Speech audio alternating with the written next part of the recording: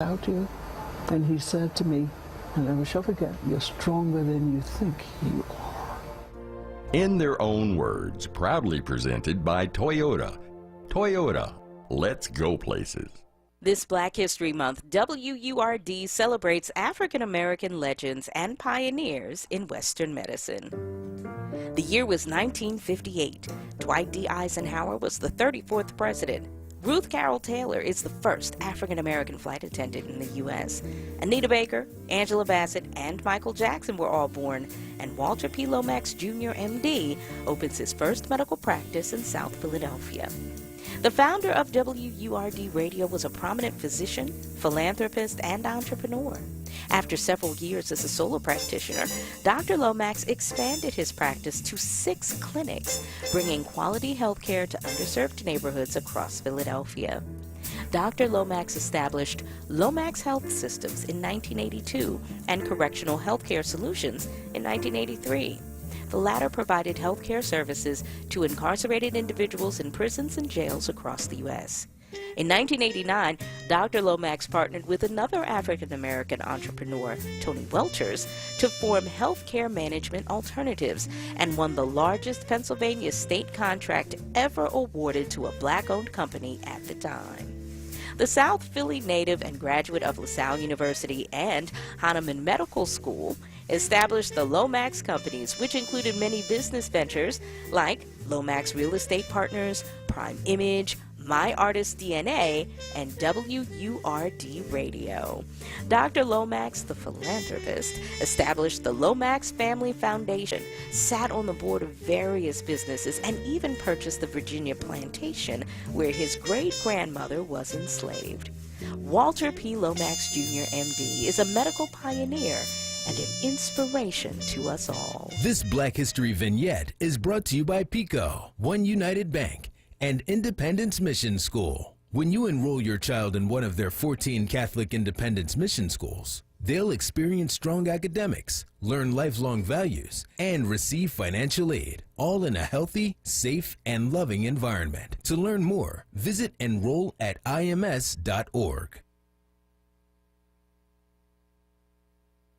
Celebrating Black History all year long. This is WURD Radio, 96.1 FM and 900 AM WURD Philadelphia. Streaming live on WURDradio.com, the WURD Radio app, or watch live on WURD TV via Facebook and YouTube.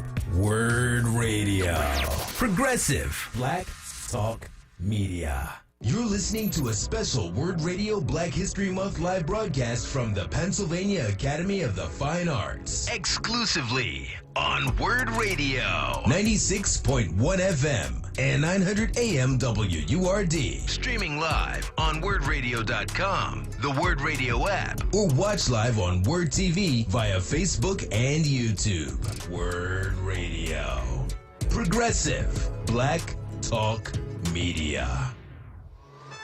And we're back with you, ladies and gentlemen. The time in the city of Philadelphia is 5 o'clock. We want to welcome you all back to the beautiful environs of the Roden Room here at the Pennsylvania Academy of the Fine Arts. And you are listening to a broadcast that teams WURD, Progressive Black Talk Media, with the Pennsylvania Academy of the Fine Arts, America's oldest and most distinguished art museum and art educational center. Please give a warm round of applause to the good folks from PAFA and, of course, for your being here. Thank you so much for coming out. All of these beautiful people, look at all of the lovely, wonderful people. I'm going to put you in my pockets and take you on home with me, folks. We're looking forward to the time that we spend. Coming along in just a few moments, we'll be checking in with Sarah Lomax Reese and Solomon Jones, talking about the book 10 Lives and 10 Demands. But right now, I have the privilege and the opportunity to speak to another aspect of the Pennsylvania Academy of the Fine Arts. It's not just a museum. It is an educational and working museum where artists still employ their skills and they share those skills through the teaching apparatus. Joining us now are two individuals who represent both ends of that continuum. First, Dion Robinson is the Associate Chair of the Fine Arts Department here at the Pennsylvania Academy of the Fine Arts, and he is teamed with a student who is getting her Master's of Fine Arts, Athena Scott, who has demonstrated an extraordinary skill in the depiction of personalities through portraiture.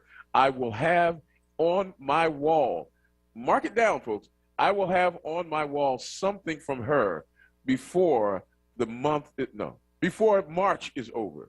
Mark it down. Ladies and gentlemen, please make them welcome Deon Robinson and Athena Scott. First, thank you for joining us. Thank you so much for being a part of our program. We'll start with the teacher because we don't have an apple to give you, Deon, but we want to thank you for all that you're doing to make art live and real and conveying it to your students. You are the chair of the Department of Fine Arts. How challenging is it to, art by its very nature, it speaks of people who are always pushing the boundaries and going beyond the lines and creating things on their own. How difficult is it to create the discipline of teaching when it comes to art that asks you to push past lines and past boundaries and past accepted norms? I can understand that a lot of people feel that it's a very mysterious process. They feel that, how do you evaluate things like creativity? How do you look at work and try to impart some aspect that perhaps it escapes us. It's nebulous. But what I would say is, whenever it comes to, whenever you're teaching, it's important to be able to articulate. There's an adage that I really love. It's if you can't explain it simply, then you don't know it well enough. And what I really like to do is I like to make sure that whenever we're teaching, we are explaining complex ideas often in such a way that allows for that brevity, but at the same time, without compromising some of the, ability for students to be creative within that context. And so, generally speaking, whenever I'm talking to students and whenever we're learning, and because as a teacher, I also learn from them, it's very compelling to be able to, engage in that process in such a way that not only are we both exploring, but at the same time, there's a level of direction that, establishes criteria early, and then later on we follow up with that criteria in the evaluative process. And so it gives us a framework to be able to leverage. Before I get to Athena, have you ever had a class where a student exhibited such skill where you thought to yourself, I have a genius in my class? And conversely, have you ever had a class where you had a student who exhibited such a lack of skill where you said, how did they get lost and wind up here? Well, every semester I feel like there are geniuses in the class. I feel that, whenever you teach, one of the things that I'm always able to connect with is a student's ability to, kind of digest the information and produce something really interesting and compelling. And every student comes with a style, a skill set, and that skill set has no limit. There's no boundary that kind of, forces them, that limits them. And so I think that whenever you're really talking to someone, when you're talking as an instructor, you want to, kind of nurture that, and you want to, allow that to flower in the way that it will, because you never know where that's going to take them. Because as I said before, from a stylistic standpoint, it's limitless. And I think that every student in that way can be that genius. And I feel that I have those every semester. I'm going to turn to Athena in just a moment, but one final question, and that is, there appear to be some simple rules when it comes to art, especially sketching and drawing. I was looking at some of your work. One was a horse that you did, and you could see the shapes, lines, and the way they kind of fit together. Can you teach anyone how to draw? Yes. It's all about learning what to draw and what not to draw. It's people don't understand sometimes that what you leave out of a drawing is just as compelling as what you might put into the drawing. Okay. So a lot of people, whenever they're in experience, will come to the table and they try to take on too much. And so as an instructor, it's important for us to communicate what to draw, but also what to leave out of the drawing, rather than having someone overwhelm themselves trying to push forward with every tool and throwing everything in the kitchen sink. See, I asked that question because one of you lucky contestants is going to be able to. I'm only kidding. No, I'm not only kidding with you. That's Deon Robinson. He's the Associate Chair of Fine Arts here at the Pennsylvania Academy of the Fine Arts. We turn now to an individual. I can't believe she actually is just a slight bit nervous here. That's just amazing to me. But she is one of our students here at the Pennsylvania Academy of the Fine Arts, getting your master's in fine arts. Athena Scott. Athena, I want to thank you just for the visual treat of looking at your work online. Thanks. It's a privilege. Let me just ask, when did you know that you were one of the geniuses that Deon just talked about? Oh, I don't know about genius, but I've been doing this since I was probably like 6 or 7. So for 10 years now. But yeah, I've been it's just been a part of my life. Yeah, you seem to have a way with capturing more than just what a person looks like when you do a portrait. You seem to capture something innate, something spiritual about them. That Baldwin picture, the picture you did of Biggie, Yeah. or the one you did of Prince. I mean, they almost come alive on that. How do you set yourself up to? I know you said you play music, but how do you set yourself up to capture the essence of people when you're doing artwork? I think when I'm creating, it's something about the I guess the subject that I'm painting, whatever I'm going through in that particular like time or day, and the sounds that are around me. I think when I'm creating, it's just a merging of all of that, and I'm very attracted to like eyes and like, yeah. Yours are nice. We just had a magic moment of you, ladies and gentlemen. So normally there's something about someone's eyes that I'm drawn to. Okay. And I usually start there first and work my way out. When did you know that you possess the skill to be a fine visual artist? I mean, did a teacher tell you, or did you draw on the wall and then have to go to bed without dinner? I mean, when did you find out that you had the skill? I guess I've always known that I've had like, some type of talent. I'm still kind of growing into like calling myself like an artist. I know it's weird. Because I've always used it as kind of like my escape. Okay. It was never like, oh, I do art. It's just kind of like my friend. So I think actually just recently I've been kind of stepping into that confidence of saying like, this is what I do and this is what I'm good at. Well, let me just put my vote down. You're good at it. I mean, Thanks. it's just great work. Both of you are doing great work. Is that an actual graphic novel, Deon, that you did on John Brown?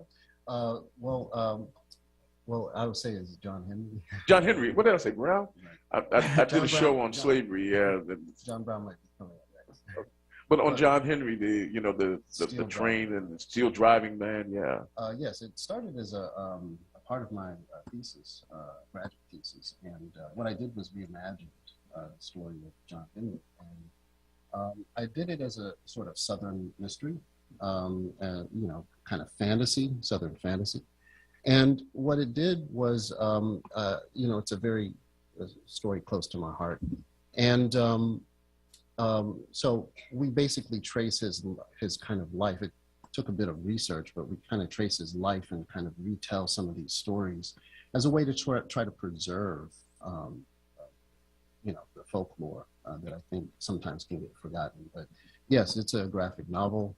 It started as a part of my thesis. I self-published it after, and it was online for a bit of time, and I may re-release it. As artists, any kind of artist, whether you're a performing artist or graphic artist or an artist on stage, you are very dependent upon people giving you the feedback that says what you're doing is not only acceptable but also beautiful. How challenging is it? How difficult is it for you to put your thoughts and your creativity on a place and then to have it judged by individuals who may or may not be able to appreciate what it is you're trying to do? Well, I think I create for myself first. Okay. And I don't know, I don't really think about how others are gonna perceive it. I just kind of create from the heart, and hopefully that it comes across the way I intended to. Okay. Yeah, I think we create from a place of necessity, and it's like we have to do it. And I think from there, if it catches on from a broader, in terms of a broader social context, then I think it's helpful. But it's not necessarily, the purpose is to share it at some point, but it's not. The meaning behind it is not dependent on that. Totally. You think of the times when people commission a work and they say, we want you to do this, which means that what you are creating now is not for yourself. It's for someone who has commissioned you to do that. Does it become, I think of the famous line where Leonardo da Vinci is painting the Sistine Chapel and the Pope comes in, when will you make an end? And he says, when I am finished. I mean, and that constant battle between the person who wants your merchandise and you're putting your soul on canvas. How do you walk that fine line of, as you said, you create for yourself, but somebody else may be commissioning it and they say, well, I want yourself to do what I told you to do because I'm paying for it. How do you do that, Russell? How do you do that dance? For me, it's kind of difficult because, like I said, I create, it's coming from within me. So if it's like a commission, it's like a different way of like thinking in a way. So it may take me a little longer than it would normally, because I want it to be exactly what this person wants. Do you have to feel it, or can you perform on cue? I am not I don't perform on cue. For those of you who are trying to commission her. I'll be able to do what you need. You just need to allow me to have that time to get it right for you. In the world of illustration, I think it's about communication. Yeah. And you communicate with the people who are financing what it is that you're doing. And it's pretty easy to get feedback, constructive feedback, and it could be a push-pull process where things evolve. But at the end, the product is the end result tends to be, close to what they want. When I was younger, and I went to flashy art school in South Philly, and then Dobbins Tech, I was in commercial art. I remember one of the counselors saying to me that the word starving tends to precede the word artist. And as you can see, I'm starving, folks. Someone find me a sandwich. But the idea of making a living as an artist, especially when so much of it is you're doing it for your own internal satisfaction. Now, you're a teacher, and so that allows you to make a living. But how challenging is it to make a living as a working artist now? I'll learn soon. I mean, I've sold, prints and some pieces here and there, but to just like fully dive into that, I haven't really experienced it yet. So you have sold prints? Yeah, yes. Because if I have to take an offering in this room, I'm buying one of your prints. I mean, let the record show it. I mean that sincerely. But whatever you need. Ladies and gentlemen, this radio program is over. I'm going to buy some artwork. But honestly, I was just taken in by your work, and I'm going to get your graphic novel as well. To have art in the house, to have art around you kind of gives you a sense of life and vibrancy. Why is it then, if art is so important to have around us, why is it that as soon as the budgets face a challenge in our educational system, the first thing that gets cut, art, whether it's music or something like that? Now sports will go on. They're going to have our sports, but art gets cut. How does that make you feel when it appears that what you do, the essence of your soul, is marginalized by people who don't understand the importance of what you do? Deon, you go first. Well, I don't really blame people for this, maybe if they have that feeling. I kind of think that in our society, a lot of people are consumers of art. And being consumers means that perhaps they don't quite understand the process of creation. And for example, a lot of people may not be aware that from the standpoint of illustration, that their favorite television program probably was storyboarded by a set of illustrators They go watch a Marvel movie and they don't know that Iron Man's armor was designed by a concept artist, right? And so whenever it comes to, you know, being consumers of art, a lot of people don't really connect art and design to the things that they enjoy, their favorite television program, their favorite movie, the toaster that they use to make, you know, toast in the morning. All of these things have designers. Every package inside of a, you know, containers of food in a grocery store aisle is designed by someone. And so I think what happens is people kind of lose focus at the importance of art and design. And so they start to take it for granted. It's kind of like that adage, a fish never notices the water, right? Whenever you're in a society that's as image wealthy as our society, where Google can provide you with any image of the Mona Lisa. And we go around in our society and everything has this design quality to it. It's easy to take things for granted. When I think of the different ways that art is expressed, especially when it comes to painting, fine art, I remember the first time I looked at something from Pablo Picasso, and I said, okay, he was high that day. The eye was over here, the mouth was down here, and the different expressions that you see, Cubism, Impressionism, so forth. Are these things that can be taught? I mean, is there a system behind that, or are artists just given this third eye that allows them to see things different from the rest of us normal people? I think that they can be taught, but I think that whenever you teach those things, I think what you have to do is allow those people to allow their own voice to maturate. And so what I tend to do, for example, in some of the assignments that I have, is there's always going to be a set of criteria, let's say 5 different criteria. And the students will get an understanding of the project.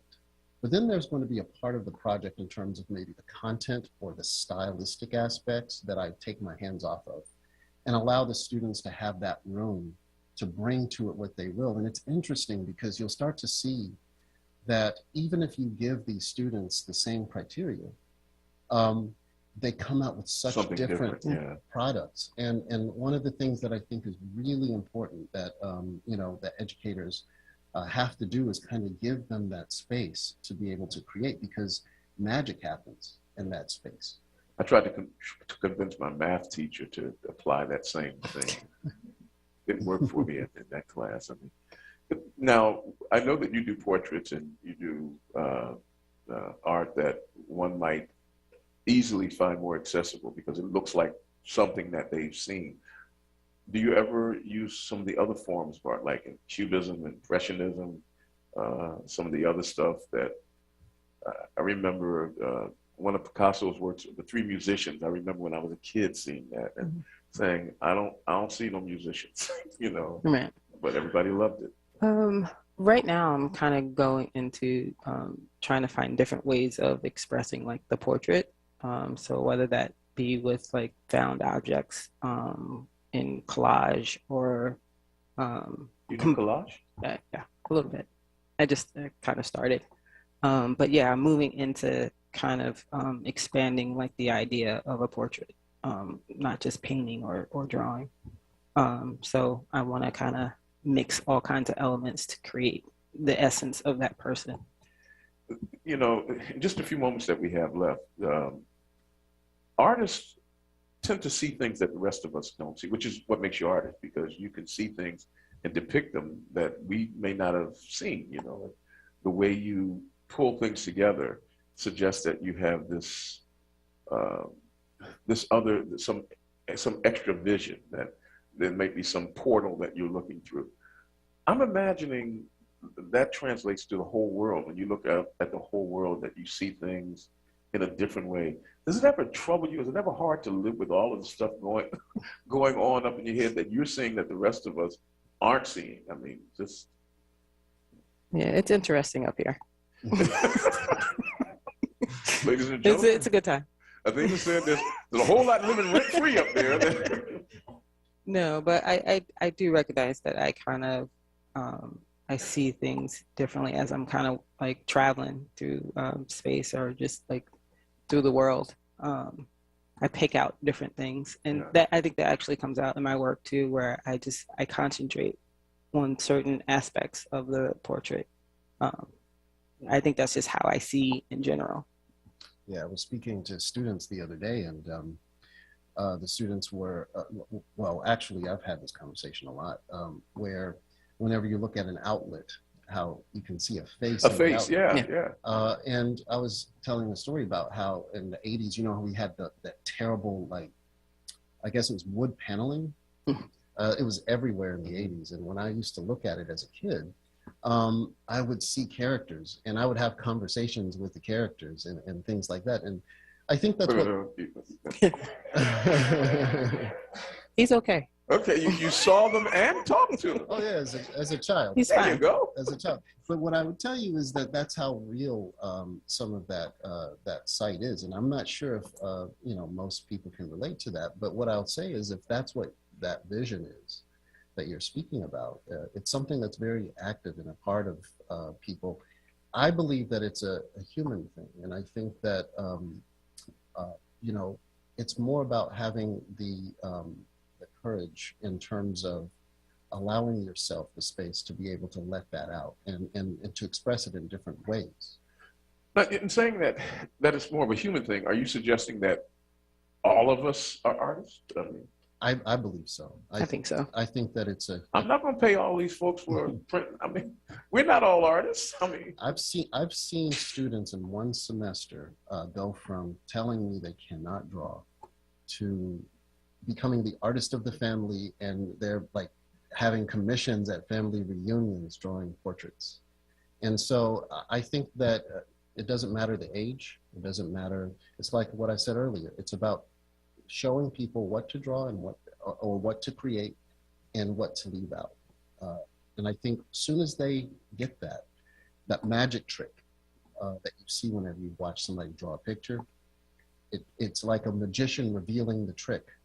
And what happens is the person can do the trick after that. That is well put. I mean, and I was going to turn to you, Athena, to say, make the pitch. You are a student here. If somebody right now is listening and thinking, you know, I think I would like to advance myself. I'd like to see whether or not I can become a working artist. Give them the pitch. Tell them why they might want to consider becoming a student at the Pennsylvania Academy of Fine Arts. Oh, well, this place is amazing. I guess I had been working as a web and graphic designer before entering here. And I had hit a moment where I just was stuck, you know, like I needed a change. I was coming home and I was painting at night just as long as I was working during the day. And I was just like, you know, I need to do something with this. And I remember coming here for, my friend did a workshop, and she was here for like 6 weeks or something. I came into one of the studios and she painted my portrait. And just as soon as I came in the space. She painted your portrait in a day? Yeah. Yeah. Yeah. It was a quick. Yeah, so sometimes I can do that. Yeah. If you give me a camera. Yeah. Well, I mean, but it was coming in here and kind of feeling like this is where I needed to be. And just having that space to just allow you to create and just to tap into who you truly are. I think that, you know, if this is something that you want to do, you should push it as far as you can, and everything else will come to you. Ladies and gentlemen, brothers and sisters, I've had the distinct privilege of speaking with two artists. One, a student working on her Master's of Fine Arts here. The other, the chair of the Fine Arts Department. He is Dion Robinson. She is Athena Scott. Some of her work will soon be hanging on my wall. And I want to thank both of you for not only what you do here at the Pennsylvania Academy of Fine Arts, but for sharing with us here at WURD. And I'm looking forward to exploring more of your work. Thanks so much for all that you do and all that you share. Thank you. Thanks for having us. Thank you. Hey, folks, look, please, a warm round of applause. Hey, in just a moment now, I'm going to segue away and yield this space to our CEO and President, Sarah Lomax Reese, who will be entering into a discussion, a conversation with the host of our morning program, Solomon Jones, the host of Wake Up with Words. He is the author of the new book, 10 Lives, 10 Demands. They're going to be talking about that book, how poignant it is and how crucial it is for our current dialogue. You're listening to Progressive Black Talk Media, WURD AM 900, 96.1 FM. I'm Nick Taliaferro. We're going to take a quick break, and then we'll come back and continue our broadcast, emanating live from the Roden Room at the Pennsylvania Academy of the Fine Arts. Stay with us. Now, a traffic update on WURD Radio. We've got construction causing some issues on 95. 95 northbound between 320 and the Blue Route 476. Construction with the center lane blocked and heavy volume back to the Commodore Barry Bridge. More delays further northbound on 95 Vine Expressway to Bridge Street. Southbound, we back up in that construction zone, Coppin Avenue to Bridge Street. Schuylkill Expressway is heavy eastbound, Blue Route 476 to Belmont Avenue, and again Montgomery Drive to University Avenue. And westbound 76, we back up Boulevard to Belmont. The Vine Expressway is heavy eastbound, 76 to 95. And watch for delays on the Boulevard northbound, Schuylkill to Broad Street. Report brought to you by Allstate. Are you a safe driver? Are you looking to save money? With DriveWise from Allstate, the safer you drive, the more you can save. At Allstate, better protection costs a whole lot less. Visit allstate.com. That's allstate.com, or call an agent for a quote today. And for more traffic information, log on to sigalert.com. I'm Jason Lee with your Philadelphia area traffic. Win with WURD Radio. You are caller number 5. What's that station that just hooked you up? WURD. You could be next to Win with WURD. Keep it locked to 96.1 FM and 900 AM WURD. Just ask your doctor. The vaccines are our best defense against COVID. If you're 12 or older and you've already gotten yours, now you can give yourself a boost. With a COVID booster, it makes the protection you already have even stronger. We can do this. Find boosters near you at vaccines.gov, paid for by the U.S. Department of Health and Human Services. The Mattress Man is a second-generation family-owned mattress specialist business since 1988. Open 7 days a week, located at 7421 Stanton Avenue. The Mattress Man discounts Serta, memory foam, orthopedic, and ComfortTech mattresses every day. You deal directly with the owner, Julian, to ensure you get the best price and best service. The Mattress Man offers same-day delivery on most models to most areas. Ask about the WURD discount. Call 215-424-5550. Do it for the team. The free COVID vaccine is FDA authorized for kids 5 and up. Do it for your besties and the resties. It's safe for your child and can help protect their friends. Do it for birthdays. And help protect your family. And game night. When you give your child the vax, you give them the power to learn. Do it for field trips. And camp outs. To experience. And big hugs. And to be a kid. Get your child vaccinated and give them the power. Paid for with Pennsylvania taxpayer dollars. WURD family. As we celebrate Black History Month, we need you to stand with WURD Radio. We're living in unprecedented times. Gun violence is surging, voting rights are under assault, and we're seeing the rise of overt anti-Black racism across the nation. It's more important than ever to protect and preserve progressive Black talk media. This month, when you start or renew your Forward membership at the $90 sustaining member level, you'll receive an autographed copy of 10 Lives, 10 Demands, the new book by Wake Up with WURD host Solomon Jones.